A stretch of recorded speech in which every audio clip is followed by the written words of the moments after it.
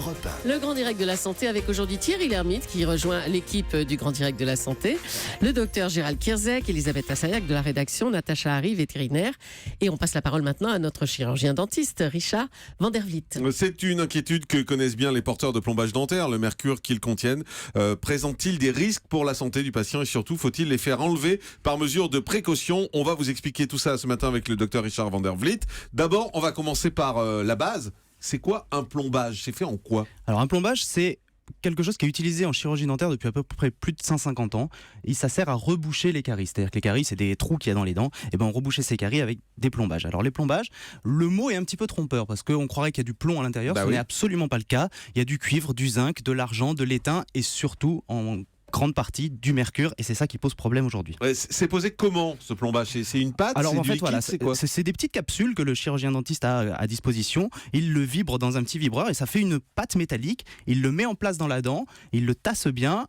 Et une fois que c'est tassé, ça sèche et ça devient solide et très très très solide. Pourquoi les plombages peuvent-ils inquiéter aujourd'hui? Alors le problème des plombages, c'est évidemment le mercure qu'il y a à l'intérieur. Le mercure, c'est toxique. Ça crée aussi des problèmes écologiques parce que évidemment quand on le fait, quand on l'enlève, le chirurgien dentiste a toujours un petit aspirateur. Vous avez tous vu ça.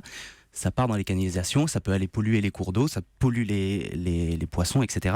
Il y a eu des grosses catastrophes écologiques dues au mercure, notamment au Japon, ou dans une ville qui s'appelle Minamata, qui dans les années 30, à partir des années 30, il y a des usines qui ont relargué du mercure dans la mer.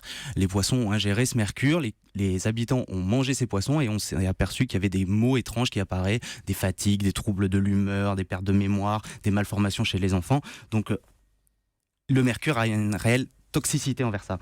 De plus, les déchets toxiques dus au mercure doivent être contrôlés, doivent être récupérés et chaque dentiste connaît ça. De plus, les plombages sont inesthétiques, ils sont moches, ils sont noirs, les dents sont noires. Aujourd'hui, on a des méthodes bien plus esthétiques que ça. Alors, comment on doit faire aujourd'hui si on doit faire retirer un plombage par précaution en fait? Il vaut mieux les faire retirer, c'est ça? Alors non, la solution, c'est pas du tout de les retirer.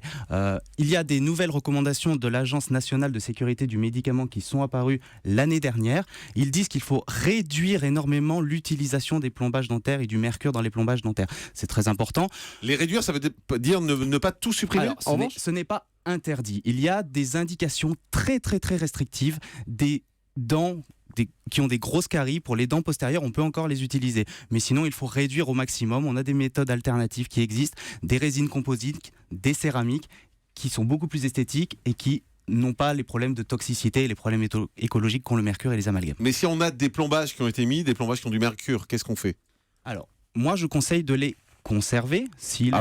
Oui, s'ils vont bien. Parce que le principal problème, c'est au moment de la dépose de l'amalgame. Quand on va enlever l'amalgame, il va y avoir des vapeurs de mercure, des déchets de mercure et d'amalgame qui vont se passer pour le patient, pour le praticien.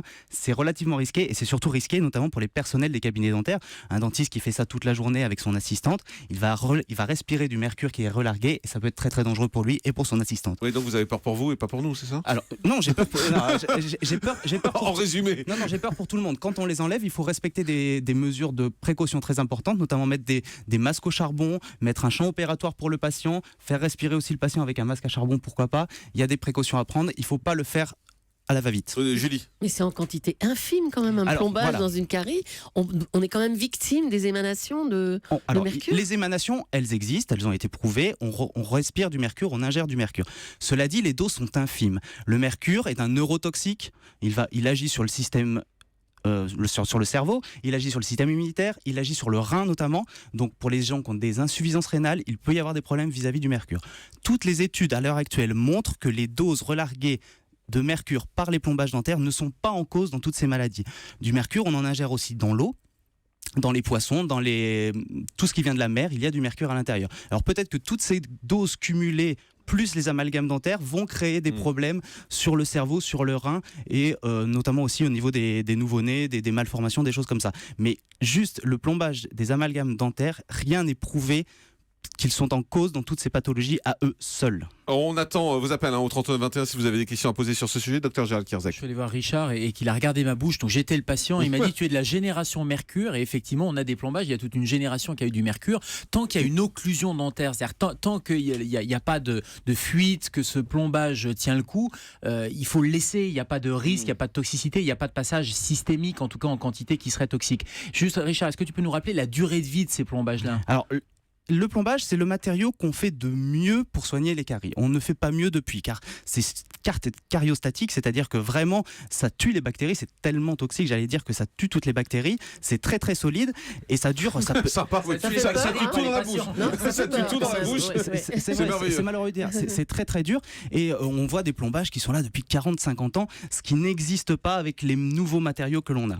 C'est impossible de faire mieux. Cela dit, le rapport bénéfice-risque joue en la faveur des résines composites, des céramiques pour remplacer ces amalgames. Mais si on veut savoir si on a un plombage qui est avec du mercure, il suffit de regarder s'il est noir, il a forcément du mercure, c'est ça ? Un plombage, c'est forcément un alliage métallique et du mercure. Si vous avez des choses qui sont blanches, ce n'est pas ce qu'on appelle un plombage ou un amalgame, c'est des résines composites, c'est de la céramique, et là, vous n'avez pas de risque, il n'y a pas de mercure à l'intérieur. D'accord, donc aujourd'hui, si on a du noir, c'est qu'il y a du mercure. C'est ça, pour résumer, pour simplifier. Si on a un petit point noir. Exactement, si on a du noir, c'est du mercure, ou alors il existe des couronnes en métal, ça aussi ça existe, mais ça, il n'y a pas du tout de mercure à l'intérieur.